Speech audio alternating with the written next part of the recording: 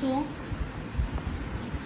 As we know that कि जो भी हमारा सोर्स प्रोग्राम होता है उसको जब हमने कंपाइल करते हैं तो हमें कुछ सिंटेक्स में कोई सिंटैक्टिक कोई अलग अलग तरीके से लिंकिंग एरर कोई ना कोई एरर जनरेट होते हैं, राइट। और जो एरर्स होते हैं वो सिर्फ हम ये नहीं कह सकते कि वो सिर्फ एक ही कंपाइल मतलब प्रोग्राम हुआ तो आया। वो कंपाइलेशन में कम से कम 8 फेसेस से होके हमारा प्रोग्राम पास करता है, ठीक है। और वो 8 फेसेस से अलग अलग टाइप के एरर्स जनरेट होते हैं और वो जो एरर्स होते हैं वो हमें एक बाद में इकट्ठे शो कर दिए जाते हैं, ठीक है। आप सी में भी देखते हो, आपको जितने भी एरर्स होते हैं लास्ट में शो कर दिए जाते हैं, बट वो प्रोग्राम जो है वो 8 फेसेस से होके आया होता है और वो 8 फेसेस से जो एरर निकलते हैं उसको हम क्या बोलते हैं, हमारे वो कंपाइलर में एरर्स जनरेट किए हैं, ठीक है। सो फर्स्ट ऑफ ऑल हमारे जो 8 फेसेस हैं कौन कौन से हैं? Lexical analysis phase, syntax analysis, semantic, intermediate code generation, intermediate code optimisation, target code generation and target code optimisation, right. ये 8 फेसेस में से हर में एक ना एक आउटपुट जनरेट होता है। मतलब जब हमारा प्रोग्राम लेक्सिकल एनालिसिस फेज से निकलता है तो वो एक टोकन स्ट्रीम जनरेट करता है। जब वो सिंटेक्स एनालिसिस से निकलता है तो पार्स ट्री जनरेट करता है। बट सिंटेक्स एनालिसिस को जो प्रोग्राम मिलता है वो टोकन स्ट्रीम मिलती है, राइट। सो मतलब एक की आउटपुट दूसरे की इनपुट बनती है। सो फर्स्ट ऑफ ऑल हम यहाँ पे 8 फेसेस को ब्रीफली डिस्कस करेंगे। ब्रीफली इन द सेंस अगर आपको प्रोग्राम आ रहा है अगर आपको प्रोग्राम क्वेश्चन आ रहा है कि describe all the faces of compilation, तो आप उसमें से सिर्फ ब्रीफली सारे अपने पॉइंट्स को डिस्कस करोगे, नॉट कि हर फेज को अलग अलग। और अगर आपको क्वेश्चन आता है कि एक फेज लेक्सिकल एनालिसिस का अलग से डिस्क्राइब करो, तो वो आपका फुल फ्लेज अलग से होगा। सो लेक्सिकल एनालिसिस फेज क्या बोलता है? In this phase, stream of characters that make up input source program is read from left to right and the output produced is a sequence of token. अब आपको पता है सी में टोकन कौन कौन से होते हैं?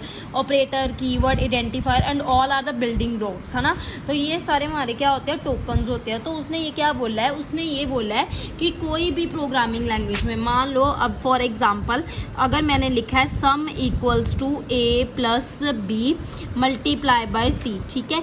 मेरी ये क्या है? मेरा एक तरीके से ये सारा मल्टीप्लाई बाय 5, मतलब मैंने कुछ ऐसी एक स्टेटमेंट लिखी है। ये मेरा एक एक्सप्रेशन है, दिस वन, ठीक है। सो इसमें से मेरे को लेक्सिकल एनालिसिस फेज क्या जनरेट करके देगा? टोकन। अब देखो सम क्या है मेरे पास? वेरिएबल। वेरिएबल किस कैटेगरी के अंदर आते हैं? Identifier. So here it is identifier, ठीक है। ए और बी भी क्या है? आइडेंटिफायर। सी भी क्या है? आइडेंटिफायर प्लस मल्टीप्लाई ये क्या है? मेरे ऑपरेटर और एक सेमी कोलन। सो यहाँ पे एक तरीके से एक लिस्ट क्रिएट हो जाती है, ठीक है, कि आइडेंटिफायर की आईडी में कौन कौन से आ रहे हैं? ए बी सी आ रहे हैं, ठीक है। और ऑपरेटर्स कौन कौन से हैं? वहाँ पे आ जाएगा प्लस और मल्टीप्लाई और एक हमारा आ जाएगा सेमी कोलन, ठीक है। सो एक तरीके से ये हमारे टोकन्स है, identifier, operator, semicolon, all these are our tokens, ठीक है। पैरेंथेसिस हो गए, स्लैशेस होगी, इंट, ब्रेक, वाइल, ये सारे हमारे अलग अलग तरीके से आइडेंटिफायर। अगर कहीं पे अगर हम लिखते हैं इंट ए, तो ये कौन सी हो जाएगी? डाटा टाइप आ जाएगी। ये हमारा क्या हो जाएगा? वेरिएबल का टोकन की फॉर्म में आ जाएगा, ठीक है। अगर अब हम लिखते हैं, आपने कहीं पे ब्रेक यूज़ किया हुआ है, तो इसका इसका ऑपरेटर कौन सा, सॉरी इसका टोकन कौन सा होगा? कीवर्ड होगा। सो हर लाइन को वो टोकनाइज्ड कर देता है। और ये काम जो टोकनाइज्ड करने का होता है वो होता है कंपाइलर में एक कॉम्पोनेंट है स्कैनर, उसका। सो इस फेज को हम क्या बोलते हैं? लेक्सिकल एनालिसिस फेज, ठीक है। कहने का मतलब है कि it is to be noted that the process of lexical analysis phase एक तरीके से क्या होता है कि हम अपने जो लेक्सिकल में ये जो हमारे टोकन्स है सारे, ठीक है, इनको कैटेगराइज्ड किया हुआ है, ठीक है, कि मतलब कौन सा आइडेंटिफायर है, कौन सा ऑपरेटर है, कौन सा हमारा सेमीकोलन वगैरह है। ओके, सो एक तरीके से जो हमारा ये सारा करता है लेक्सिकल एनालाइजर भी उसको हम बोलते हैं।